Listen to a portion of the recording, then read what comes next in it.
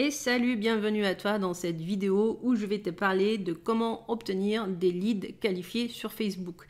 Si tu ne me connais pas, je suis Alexia, je suis e-commerçante et web marketeur de manière générale. Je me passionne pour tout ce qui est publicité Facebook, comment attirer le trafic vers son site internet et comment améliorer les conversions. Entre autres, je plane dans d'autres sujets tels que les revenus passifs, etc.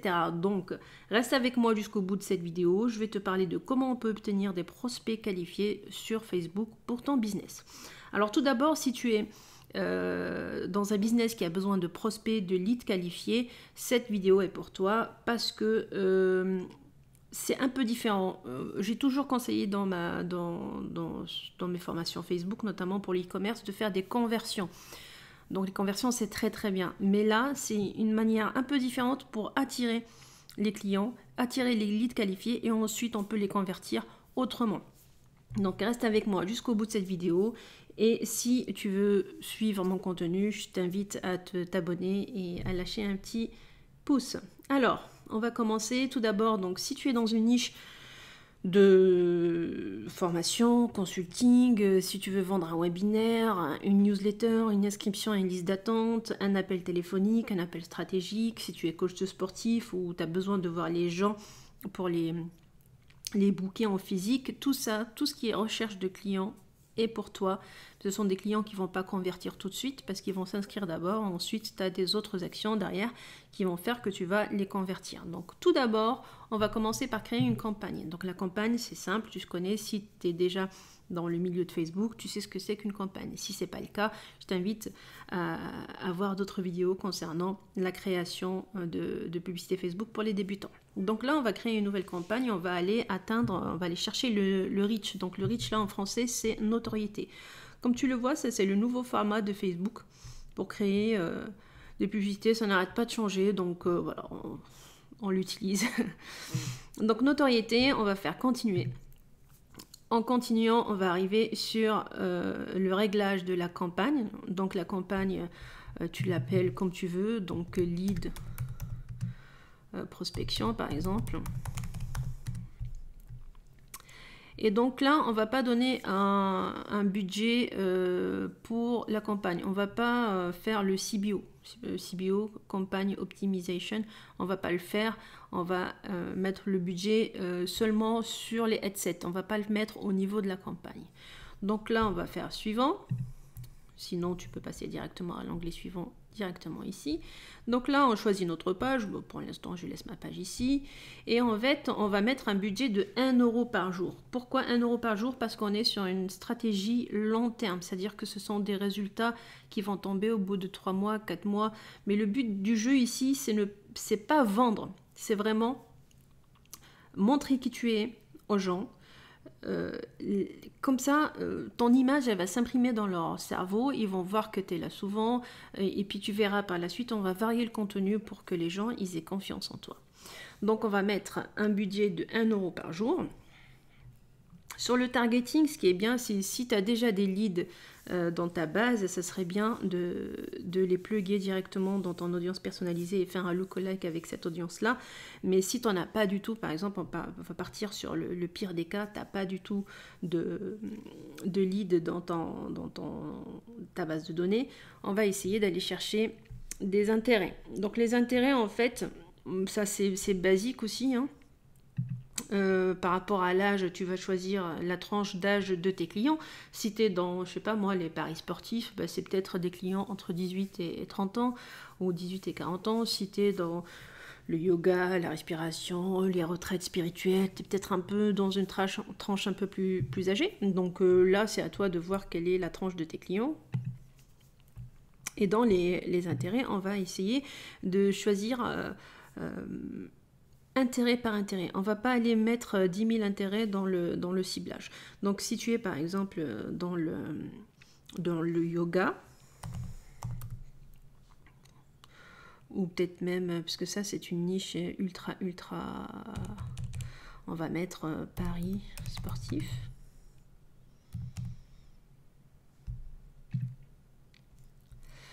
Ok, donc là, l'idéal, ça serait d'être entre 50 000 et 100 000 personnes. on va dire, aller entre 100 000 et 150 000 max, parce que tu vas voir, on va chercher d'autres intérêts après. Paris sportif, on peut réduire l'âge, on peut dire entre 18 et 30 ans par exemple. Donc là, on est encore entre 3 700 000. On peut dire peut-être que pour toi, dans ta niche, ce sont que les hommes qui font du pari sportif. Ça me paraît plausible. Et donc là, j'avais mis pays, mais on peut aussi dire, pour affiner le pays, on peut dire seulement les personnes qui habitent dans ce pays-là. Donc là, seulement les personnes qui habitent ici. Donc là, l'audience, elle est encore plus grosse. On est à 2 millions, entre 2,5 millions et 3 millions de personnes. On peut peut-être affiner si on veut pas. Si tu as par exemple un concurrent qui fait déjà ça, ou on peut peut-être même FDJ pour exclure des personnes. Je les ai pas exclus en fait. Je vais les exclure. Des personnes qui jouent déjà à FDJ peut-être, ou peut-être pas, peut-être que tu cherches des personnes justement qui jouent à FDJ, peu importe. Donc là on voit que l'audience elle est immense. On peut mettre par exemple que Paris. Hop.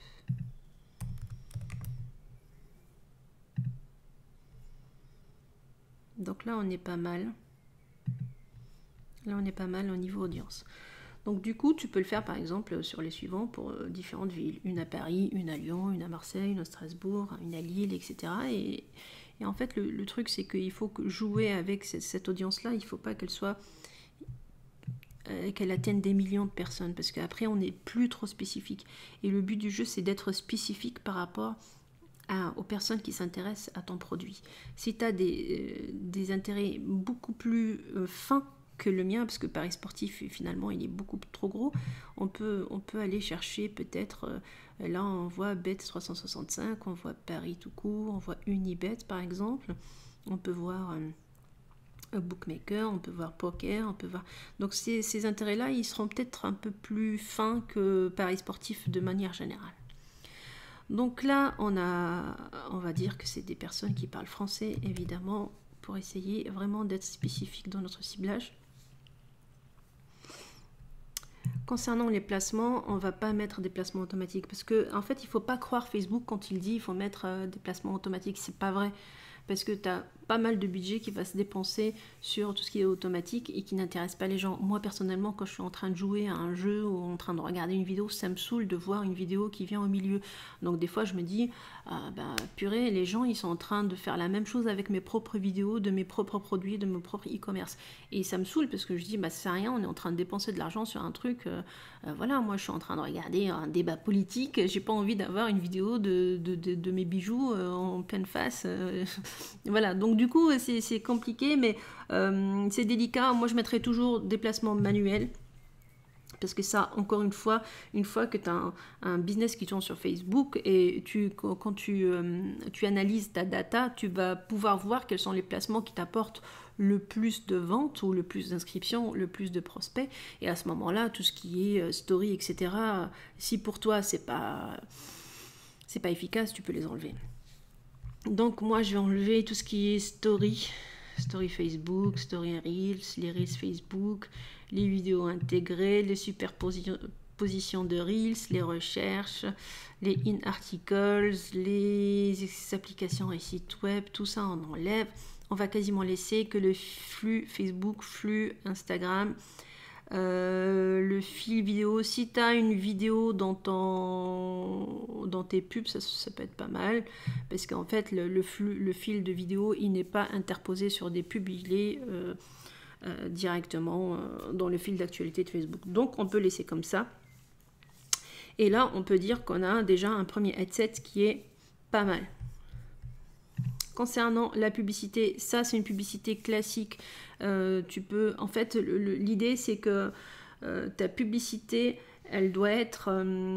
il y a 4 types de publicité. Déjà, on va parler de ça et après on va continuer sur les headsets. Le premier type de publicité, il faudrait que tu montres quelque chose que tu sais faire, une expertise. imaginons si tu es coach sportif, et ben tu te montres en vidéo, soit toi, soit tes clients, soit voilà, en train de faire des exercices sportifs, que ce soit bien brandé. Alors le mieux c'est les vidéos, évidemment, mais si tu n'as pas de vidéo, c'est pas grave, on peut toujours faire du texte, etc. Mais la vidéo c'est beaucoup plus parlant. Donc moi par exemple, si je fais de la formation Facebook, ben, je vais montrer quelque chose que je sais faire sur Facebook. Comment débloquer un truc que personne n'y arrive, ou comment trouver une nouvelle idée pour faire ça, ou comment trouver une nouvelle idée pour faire ci. Donc je vais montrer quelque chose qui montre que je sais faire. Donc ça c'est le premier type de vidéo. Le deuxième type de vidéo, par exemple, que je peux faire, c'est comment ma solution a résolu un tel problème. Donc je peux faire une vidéo là-dessus en disant, ben voilà, en ayant appliqué cette méthode, par exemple, de créer des publicités en reach, en notoriété, ben voilà, en l'appliquant pendant 3 mois, 4 mois, 6 mois, voilà le résultat que j'ai fait. Donc montrer la preuve que ça marche, déjà c'est pas mal.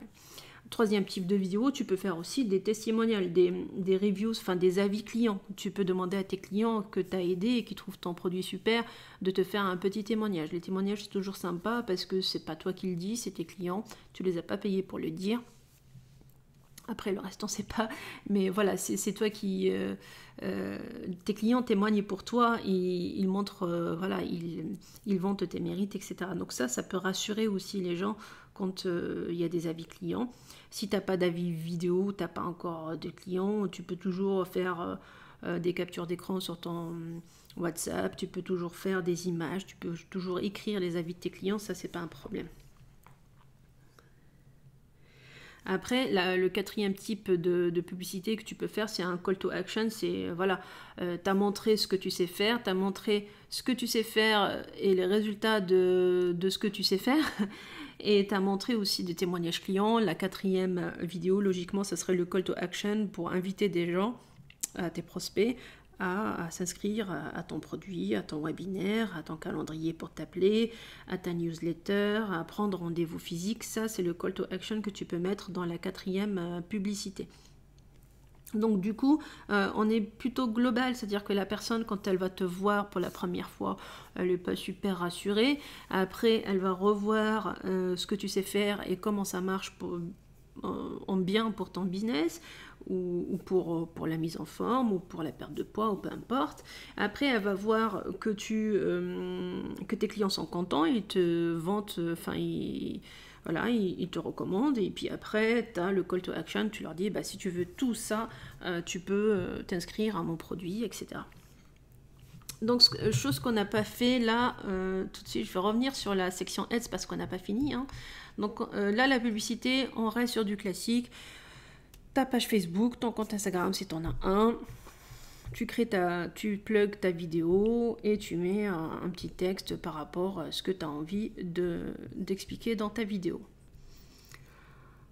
Donc on revient sur le headset et à ce moment-là, ce qu'on va faire, c'est tout en bas. Alors Facebook le cache bien parce qu'ils sont malins et puis ils veulent qu'on soit tout en mode automatique. Mais là, ici, en fait, tu as un truc qui s'appelle afficher plus d'options. On va l'ouvrir et ici, on va faire modifier. Et donc là, en fait, il montre une impression tous les 7 jours sur Facebook. Nous, on va lui demander de montrer une impression tous les 5 jours. Comme ça, en fait, notre message, il va s'imprimer 2 fois tous les 10 jours. Et en fait, 2 fois tous les 10 jours avec nos publicités. Donc, le client, il va te voir plus souvent qu'une publicité classique parce que le message est imprimé 1 fois et demie par semaine, donc 2 fois tous les 10 jours. Et comme toi, tu as déjà plusieurs vidéos derrière, donc c'est pas mal. Donc, ce qu'on va faire maintenant, ce headset-là, c'est pas fini. On l'a nommé headset. Je sais pas, lead 1. Ce qu'on va faire, nous, on va le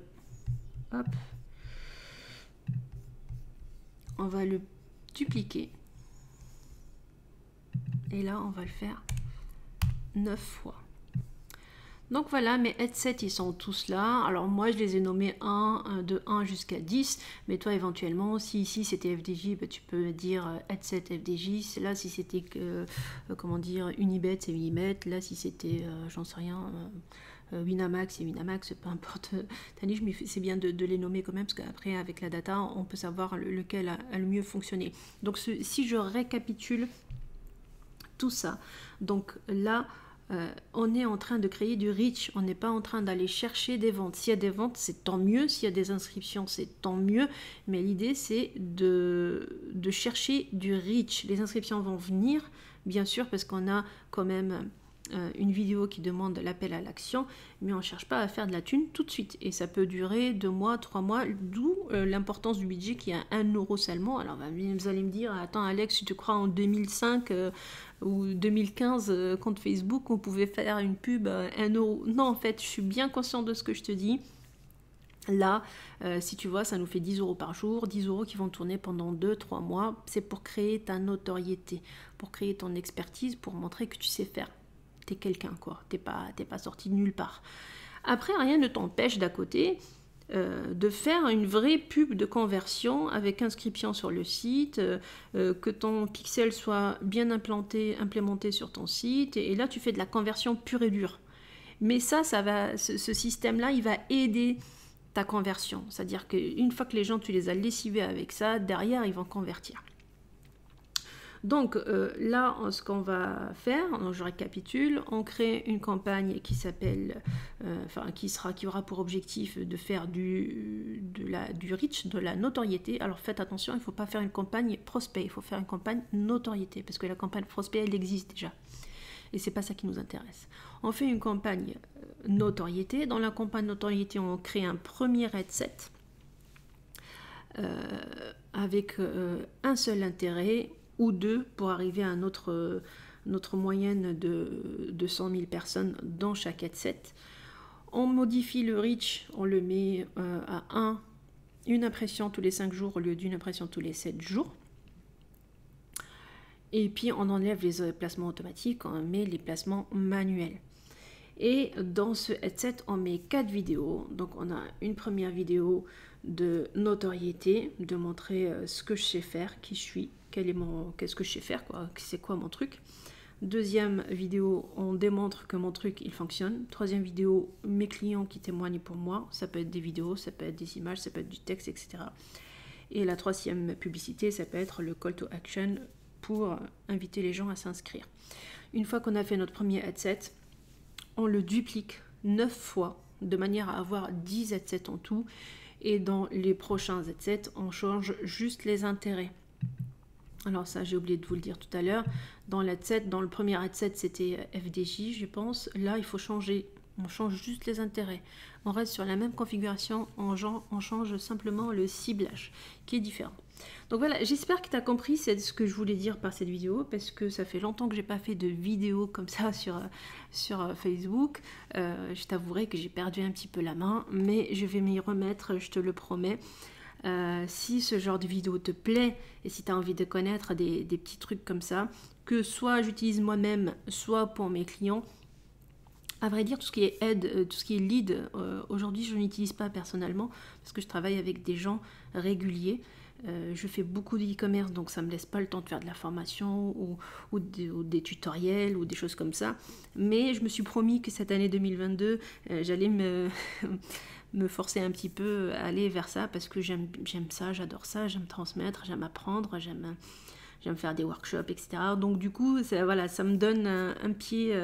ça me met un pied à l'étrier pour rattaquer les vidéos et peut-être continuer à en faire sur Facebook parce que c'est ce que je kiffe avant tout. Donc si cette vidéo t'a plu, si tu as envie d'en savoir plus, si tu as des questions, n'hésite pas à t'abonner sur ma chaîne si tu me trouves ici sur ma chaîne. Et me mettre un petit pouce, ça peut toujours m'aider et motiver à continuer. Allez, je t'embrasse, je te dis à très vite, ciao!